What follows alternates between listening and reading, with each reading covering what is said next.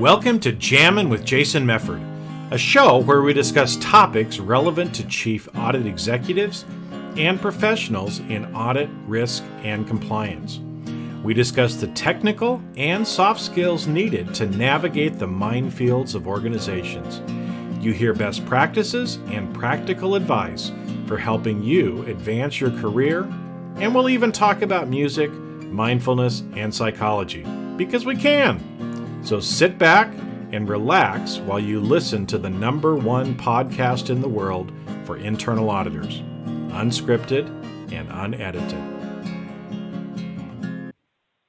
Well, welcome everybody. I have a great treat for you today. I am joined by Larry Harrington. And unless you've been living under a rock someplace, you should know who this man is if you're in internal audit. He has been around for a long time, served as the chair of the global IIA board, was also the board chair for the North American board.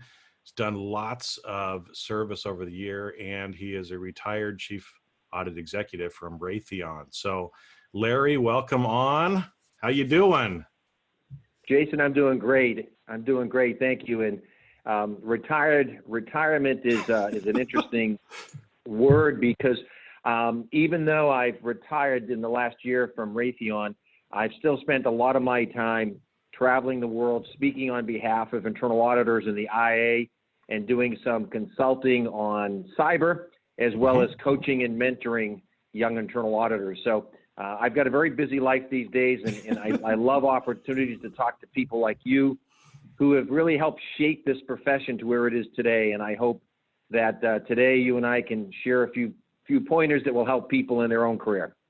Well, thanks, Larry, for saying that. Because that's what I've been trying to do for 25 years is help shape and move us forward into the future. And I really appreciate what you have done and are still doing. I mean, it shows, again, it's funny because you're not the only person. There's several people that I know that are quote unquote retired now, but they're just as busy or busier than they were before because they're still out there kind of preaching and speaking and coaching and trying to help people along, which is what you're continuing to do as well, which I think is fabulous.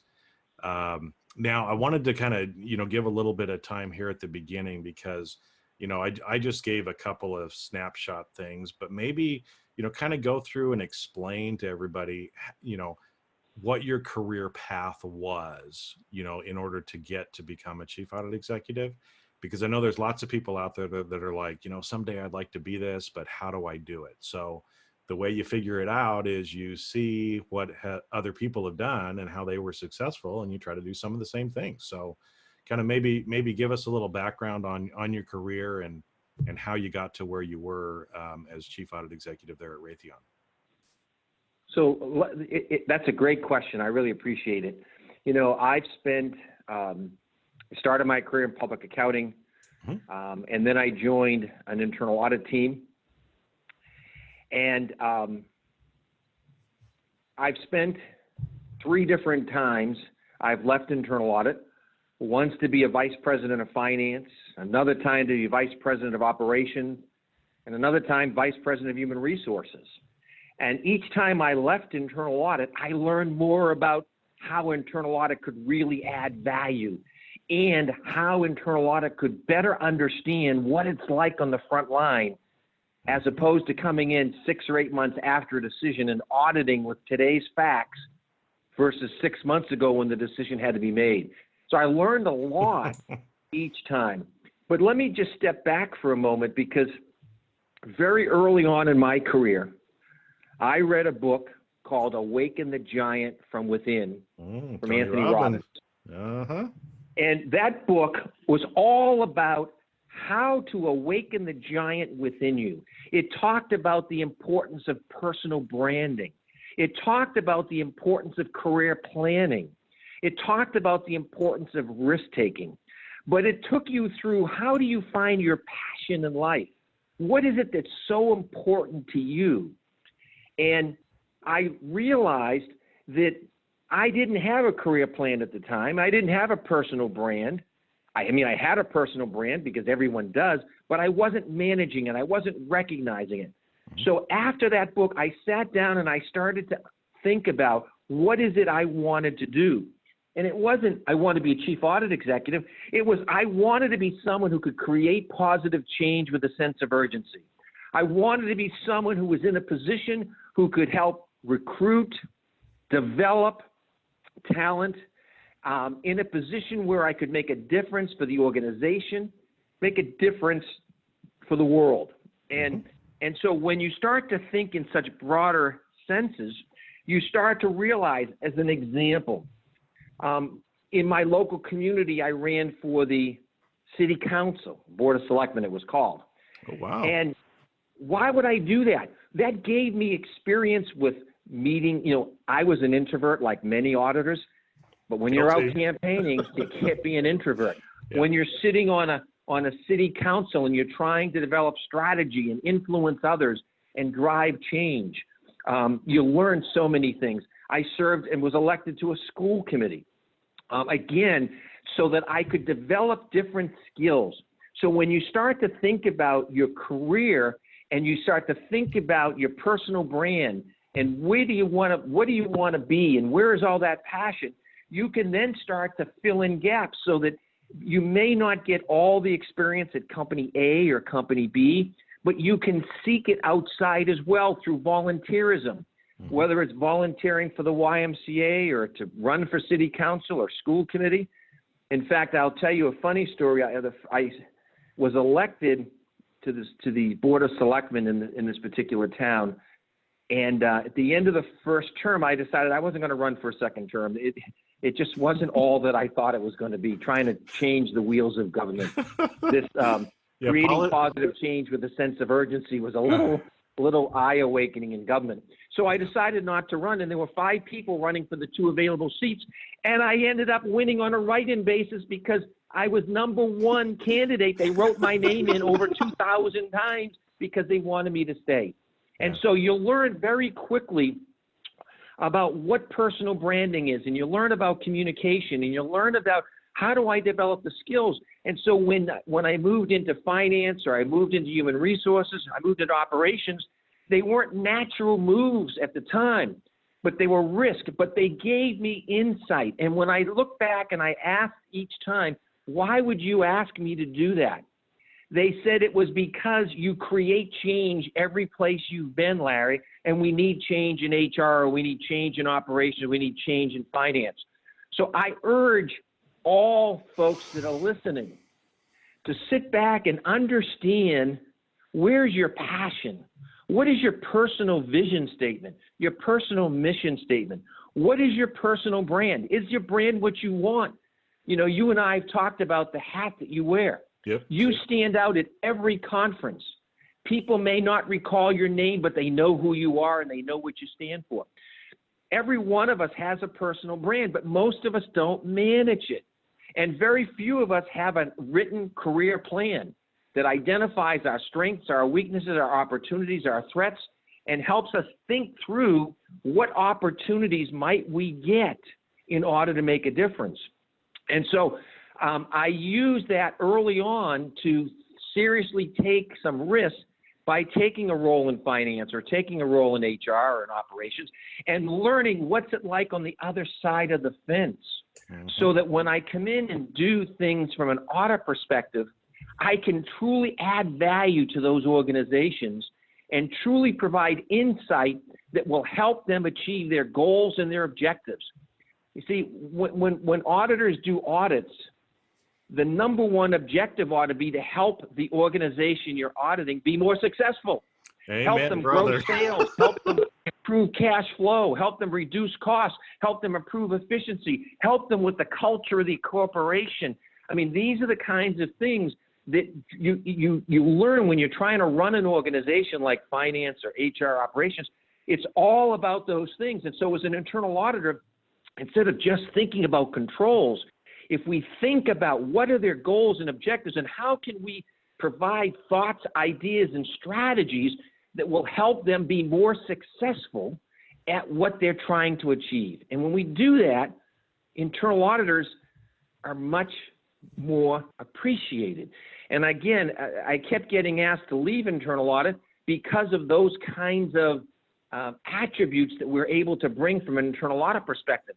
I kept going back to internal audit because what I loved was the diversity of I could audit, we could do work in finance one month and HR the next month and operations the next month and marketing.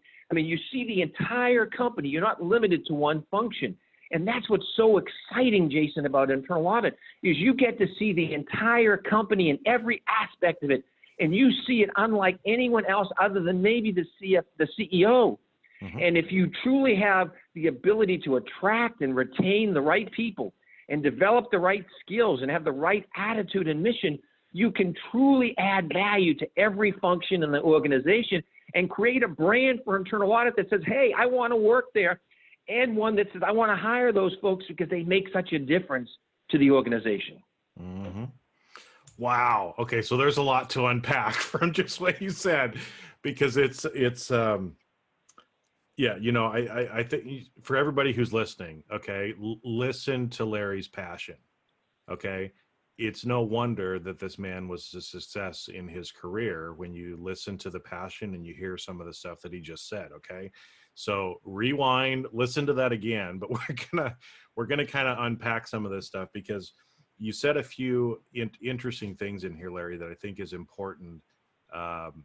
You know, I don't know if you were intending these to be some of the things, right, to help chief audit executives with, but I think are some great things to talk about. So the first one, you know, again, is you left audit and you came back, and you left audit and you came back. So it's okay. People can still get to the top of their career by leaving audit. And in fact, as you said, you were a better auditor because you had that other perspective, right?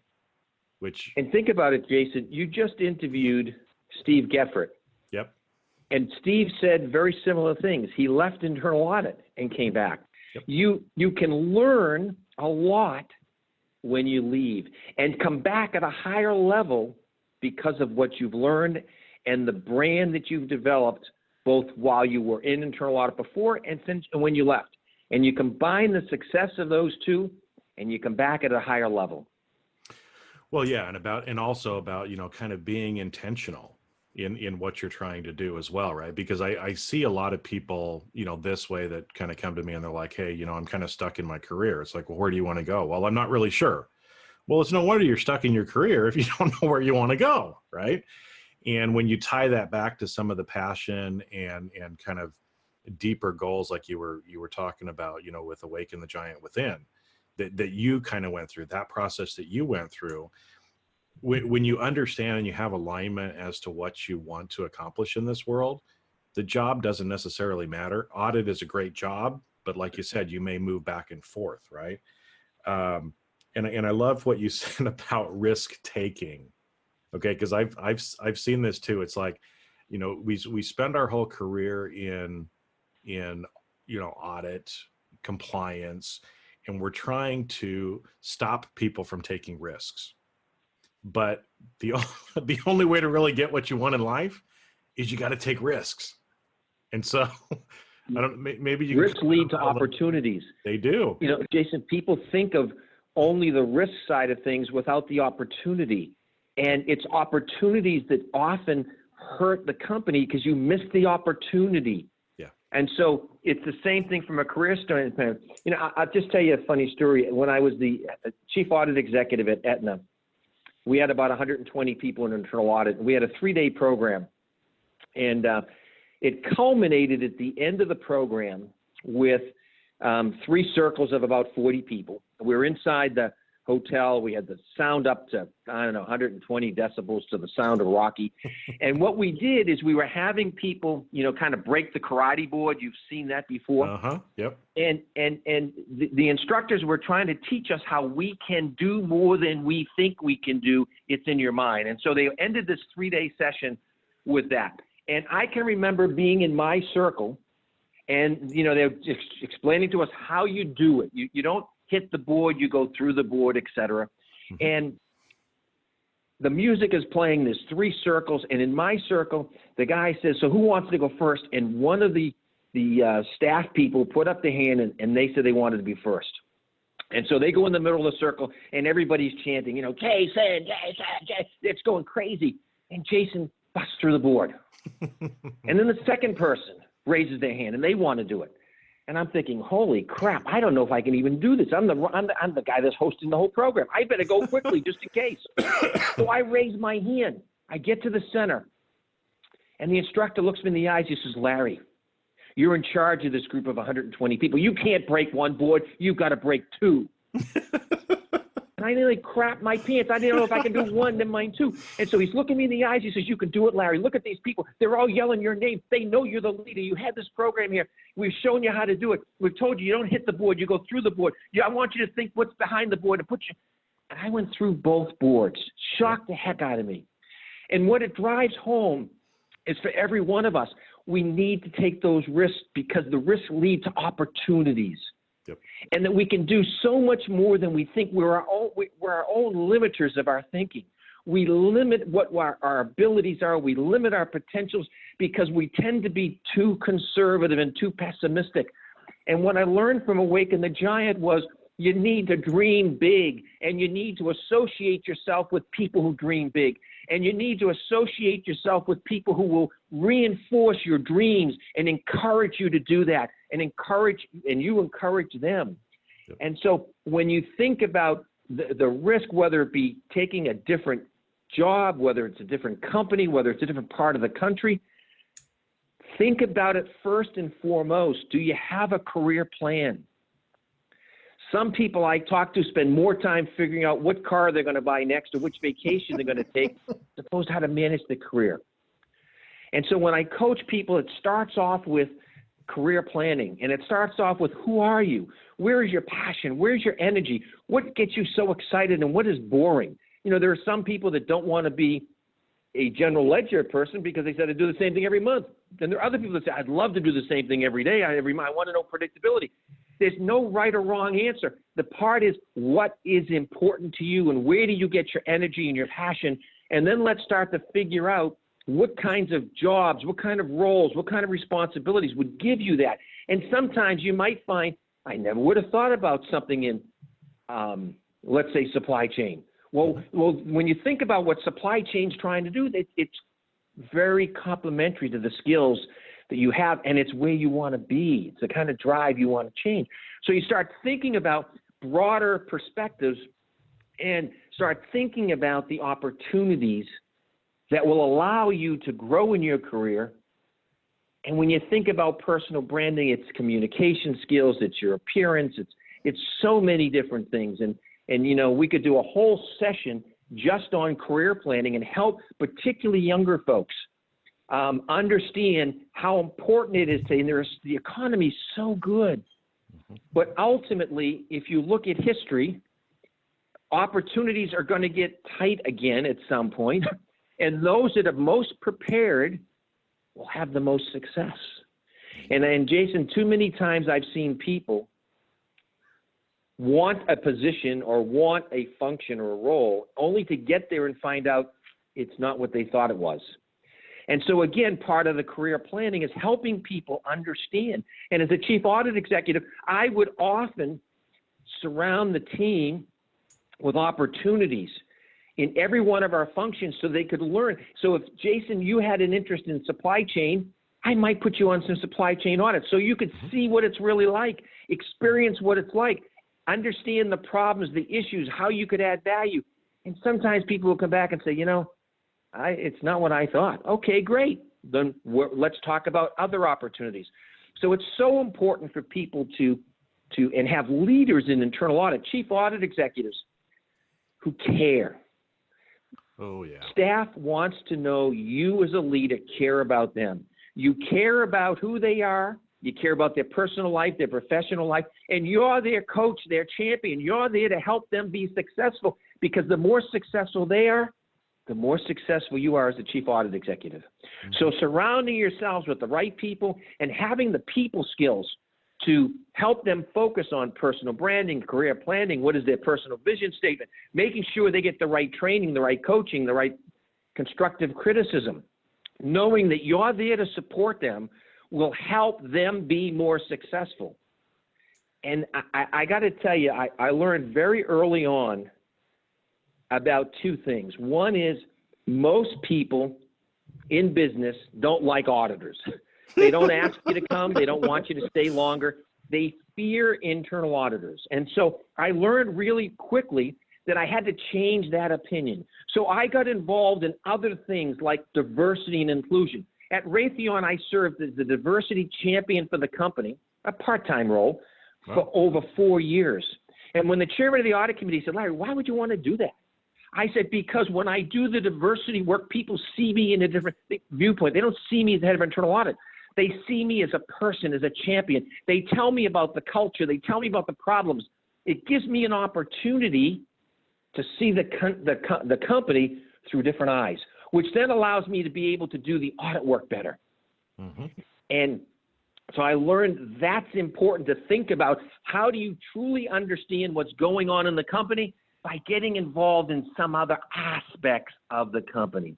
In addition to that is every alumni that you move into a business is a network on the node who can help you in the annual audit plan, help you understand what's it like, what's going on, what are the risks, what are the opportunities, what are they missing? And you learn about the importance, Jason, of relationships. At Raytheon, we had a vision to create positive change with a sense of urgency. And I got a call one day from an individual that said, Larry, your folks have just finished an audit. And as you know, we do our own risk assessment, and we determined that at the beginning of the year that this was not a high-risk area. We were wrong. Your staff has come in, and we've got some significant issues here.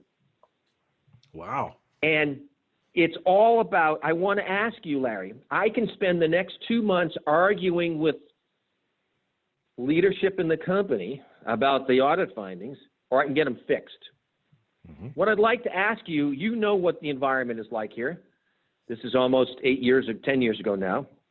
She said to me, if you truly believe in creating positive change, I would ask you to consider the following. I've acknowledged that we didn't risk rate this enough and we didn't put enough effort into it. And I've acknowledged the findings your internal audit team has. Give me 60 days to get this fixed and finish the audit at that point. I will live or die by anything you find. But I can focus what I need to get this thing fixed, or I can spend 60 days defending what we did and why we did it and get nothing done. What do you think? And so I said, let me think about it. And I called the chairman of the audit committee. We had a conversation. And he said, Larry, you always talk about creating positive change, and you know she's right, that she'll spend 60 days defending everything as opposed to fixing things. So he said, I would suggest you go with your gut. Finish the audit in 60 days. Mm-hmm. Give them 60 days to fix the issues. Because at the end of the day, Larry, it's not about how many reports you issue. It's not about what the findings are. It's about, did you create positive change for the company? And if that's the best way to do it in this case, then I think you ought to do it. And we did. And so I also tell chief auditors, relationships are important. You must maintain your independence, but you must maintain strong relationships where people that are peers of yours that you're auditing can have these candid conversations. Probably 40% of the audits we did at Raytheon were at the request of the businesses who said, I think I have a problem, Larry. Can your team come in and look at it? And that was because they trusted us. They trusted us to be fair, to be open, to be collaborative, and to bring leading practice solutions to the table. So as a chief audit executive or someone who aspires to be a chief audit executive, learn about how to build relationships. Mm-hmm. You need to maintain your independence, but it's about relationships, and that gets back to personal branding and adding value and attracting the right people. If you do all these things the right way, you'll maintain your independence, but more importantly, the businesses will be seeking your help day in and day out because they trust you to make a difference. And that's what a chief audit executive needs to be doing today. And whether it's artificial intelligence, blockchain, if they view internal audit and the people and the skills you have as unique and leading edge, they're going to put you on all those teams to provide insight and foresight and help them think through the control environment. Because the most successful chief audit executives are those that have a seat at the table, and you get a seat at the table, Jason, because of your personal brand, not because of your title, not because of your position. It's how you present yourself and how you present value day in and day out to help each of those peers be more successful at what they're doing, as opposed to, hey, I look good because I made someone else look bad. Yeah. I always found time in the meetings with the CEO when we'd have a round table with his direct reports, because I was a direct report. I always found a way to shed light on something someone else did successfully. I wanted others to see internal audit isn't all about negative findings. We can also share leading practices. We can also collaborate across businesses to share the leading practices to make the company successful, and we can share light on those across the company that are doing the right things, the good things, the valuable things, and be looked at in a different light than just the negative auditors who come in and tell you all that you did wrong. Well, and I think that story that you just explained about the audit, you know, and the executive coming back to you, this is a great one for us to kind of, again, summarize for people, because I think, you know, I've been preaching the same thing that you have for a long time, that it's more about the soft skills and the building of relationships. That's gonna get you to trusted advisor status way quicker than the technical. You have to be technical, but if you cannot do those soft skill, manage relationships, influence people, you know, and really have the bigger goal of the company in mind, you're not going to be seen as a trusted advisor. And so I love that story, because how you reacted is the way that everybody should be reacting, right? Because it was in the long-term interest of the company. Again, like your audit committee chair said, Larry, it doesn't matter how many audits you issue. It's like, help the company, right? So if this is going to help, and it's going to make a lot more sense for her to spend 6 months fixing it, let her fix it. Let her look good. She's not going to make that same mistake again. The company is going to be better off.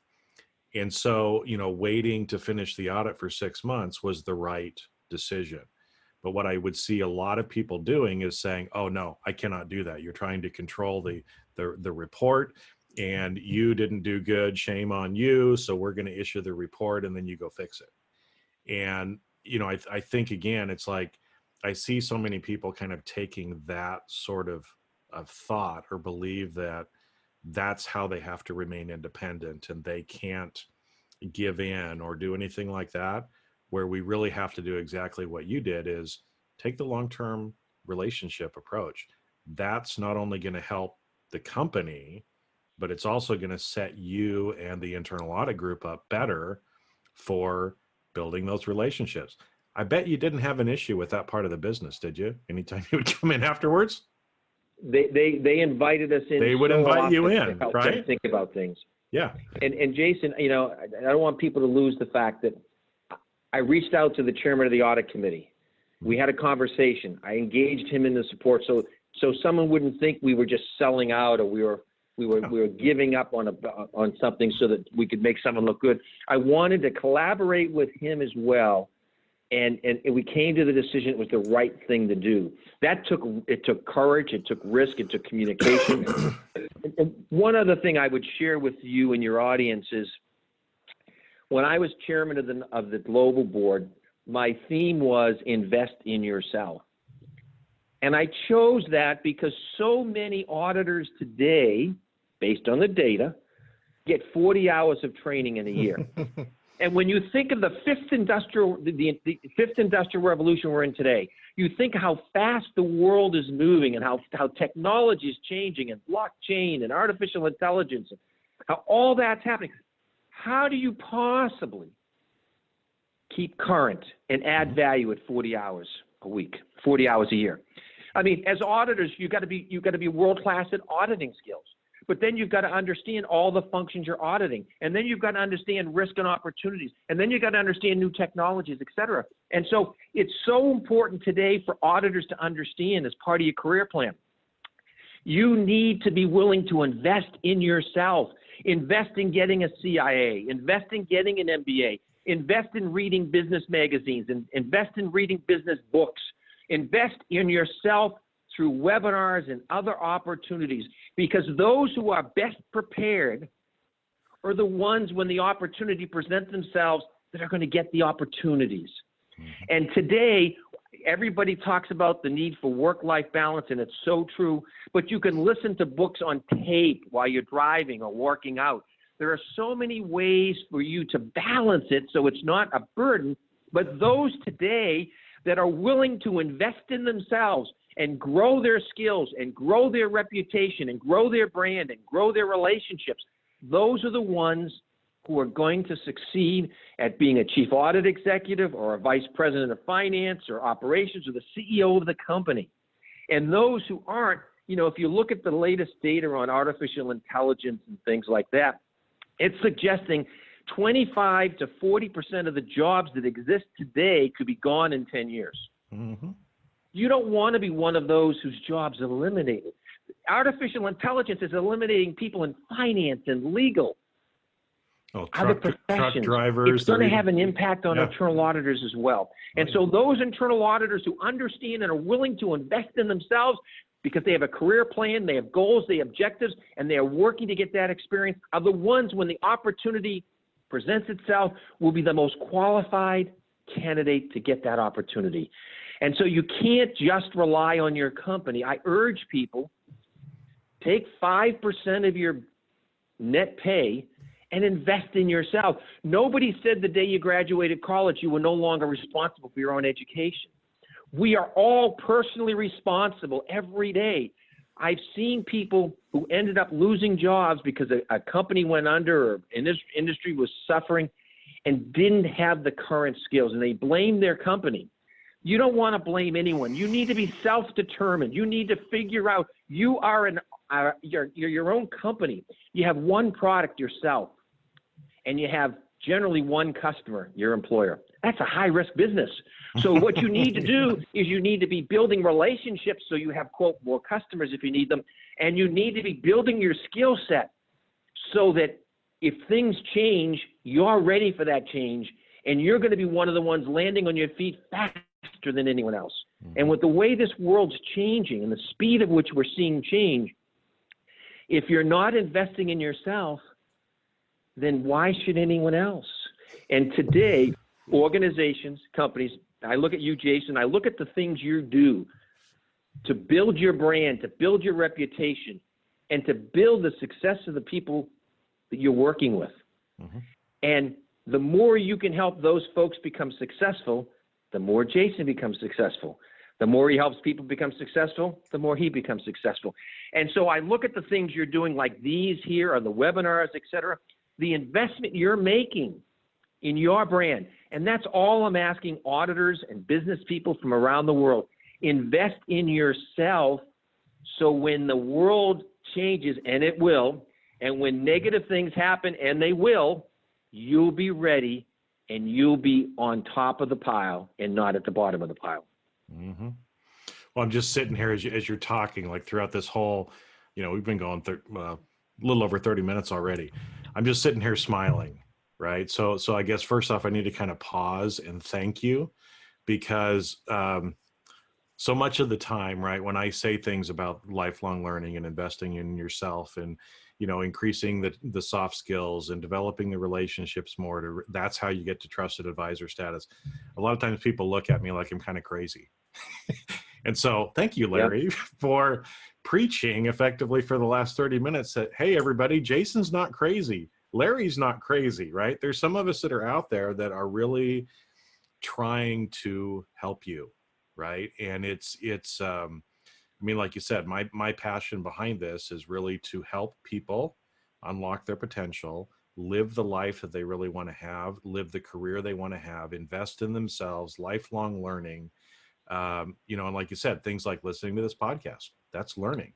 You know, I spend an hour and a half to 2 hours a day doing some kind of learning myself, right? And again, not saying everybody has to do that, but like you said, you know, I love your idea of, hey, set aside some of your net pay to invest in yourself, because you're exactly right. And I hear people say this all the time, well, I can't afford that. And it's like, you can't afford not to invest in yourself. Right. Because... A great example, Jason. People tell me about, Larry, how many books can I read? Well, you know, there are companies that actually read books for you, and they'll give you every month 2 or 3 great book summaries from 12 to 30 pages, and it's $100. Yeah. And if you had 5 friends, it's $20 a person, and someone reads 36 business books for you on leadership, innovation, creativity. The Simon Sinek book on, start with asking why. I mean, great books. There are so many easy ways for us to leverage. So we have to. It's not that hard if we are serious about the things that you talk about day in and day out. And I've introduced you at a number of IA events, and I tell the audience they're in for a great treat because of your passion and your energy and your wisdom. And more important than all that is the way you motivate people to take responsibility and take action. It's not about taking notes during a session. It's about doing something after the session. Yeah. And you challenge them all the time as to what they're going to do. It isn't about just learning, it's execution. And so, you can get business books that someone else reads for you. You can get them on tape. You can leverage with your peers. I tell people, hey, look at, Jason, you read some of the stuff. You go to the supply chain folks, ask them what magazines they read, and if you can have their old magazines. I'll go to the finance, and Susan will go to the HR. And we'll cut out articles that make sense, and we'll share them amongst each other. We can leverage our knowledge. We don't have to do it all ourselves. Yep. Surround ourselves with people who have similar visions, similar missions, similar passion, and leverage each other. And stop hanging around with the negative Nells who think the world's ending and why do this and why do that and da-da-da-da-da. If we surround ourselves with positive people, we'll leverage each other's success. We do. And, but like you said, you have to be willing to actually do something. It's like you can read all the books that you want, but until you actually, try to transform yourself, and you do that by actually doing it, right? Like you said, I mean, going to that session where you had to break the boards. Yep. It's like, if you hadn't broken the boards and actually taken some action, taken some risk, and done something about it, then you wouldn't have gotten some of that breakthrough. I mean, I can only imagine the feeling that you had when you broke that and you're like, holy crap, I did it. Woohoo, kind of thing.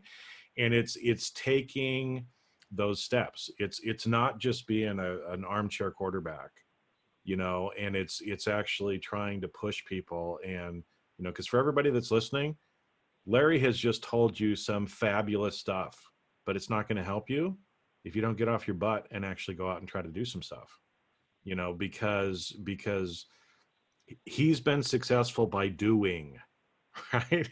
And the only way that you're going to be successful is by doing and by becoming the person that you want to be. And we don't have enough time today, but yeah, a lot of the stuff that you've learned, Larry, I've learned as well about how to become, or like Tony Robbins talks about, awaken that giant within, that there are ways Jason, to do that. Leaders don't lead if they don't have any followers. They don't. And so you're out for a long walk by yourself. That's correct. Following you. And so leadership is about acting, doing, creating, motivating. And as a leader at any level in the organization, anyone can be a leader. Anyone at any level can be a leader. You can display the characteristics of leadership and demonstrate to people early in your career that you're going to be someone who's going to be a mover and a shaker. And you'll find that people will want to mentor you. They'll want to coach you. They'll want you on their team. Mm-hmm. And you'll have opportunity after opportunity because you're doing something. Yep. But you got to do it. So you got to do it. You got to do it. So for everybody listening, go back, listen to this again, because I mean, this is probably one of the episodes that everybody should listen to probably 2 or 3 times. Because each time that you listen to it, you're going to get something else out of it. And again, it's go out, invest in yourself. Larry, I really appreciate you taking time. I know we were talking a little bit before. There's probably going to be some things we're going to need to do again together, because it's like, holy crap, man, we like totally are on the same wavelength in so many different areas. And, and just in trying to help and give back and help people to really become better. And to have a great life, have a great career, and give people what they need to. So before we wrap, I guess any final thoughts, I guess, that you want to kind of leave for the listeners today, especially somebody who might be a chief audit executive, and any final thoughts before we wrap for the day? Well, I guess just a couple of quick things. First of all, thank you not only for this session, but for all that you've done for so many people in our profession. There are people that will be affected, will think of you at a program you had. They never see you again, but you impacted them, and they'll think of you today, tomorrow, 5 years from today. So you'll never know the impact you've had on as many people as you've had, but they'll know the impact that you had. So I want to thank you for that. I want chief audit executives, or those who aspire to that, to understand that the IIA is a great place to be involved and engaged. I started at the local level. I worked my way up to the national level, the international level, co-chair of the international conference. There are so many wonderful opportunities at the IIA to get exposure, to learn, and to develop your skills. And when you get involved there, you can reach out to people who will be great mentors and people that will help you. And Steve Mefford is someone who very early in my career inspired me on the IA Research Foundation. He inspired me with what he did to provide financial support to such a vital organization as part of the IA, to provide the research and the leading practices and the books. And so when you get involved, you don't forget people like him or Denny or so many others that have taken the time to give you words of wisdom or inspiration or encouragement when you're kind of down. So get involved, get active, and the IA has so many great leaders who are willing to help you and coach you and mentor you. And I've got a long way to go before they put me under. And I hope to continue not only speaking across the globe, but mentoring aspiring chief audit executives and existing chief audit executives in any way I can to help make this world a better, safer place. Yep. Well, and Larry, I thank you for what you've been doing as well, because again, when I, just like you said with Steve, I feel the same way about Steve. I mean, he's an amazing man. But you as well kind of fit into that same category as well of, inspiring and helping so many people out. And like you said, you're going to be around for a while. I'm going to be around for a while. We're going to keep doing this because we want to make everybody better. And so absolutely, that's what's going to happen. So thanks again, Larry, for coming on. And that's a wrap for today, folks. Go back, listen to this again. If you enjoyed this episode, especially, I think this is one of the most rich episodes that we've done. So make sure and share this with other people that because we all need to be investing in ourselves. One way is through these podcasts as well, and just give you a little boost of energy and some learnings each week as well. So I'll catch you on a future episode of Jammin' with Jason. And that's a wrap. Thanks for listening to today's episode of Jamming with Jason. Keep on rocking in the audit world. Have a great rest of your day, and I'll catch you later on the next show. If you'd like to earn continuing professional education for listening to today's episode, head on over to C-Risk Academy at ondemand.criskacademy.com. And that's C as in the letter C, riskacademy.com. Not only do you get a CPE certificate, but you also will have access to the video version of today's show. The views and opinions expressed on this show are that of the individuals and not of their respective organizations.